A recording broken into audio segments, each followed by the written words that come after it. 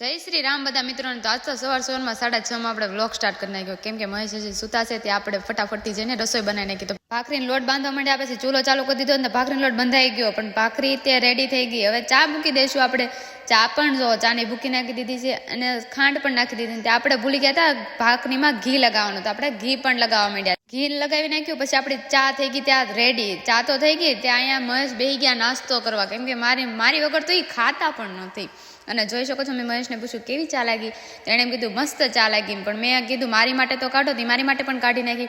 અને ઘરનું કામ બધું બાકી હતું, જોઈ શકો છો કેટલું બધું કામ છે.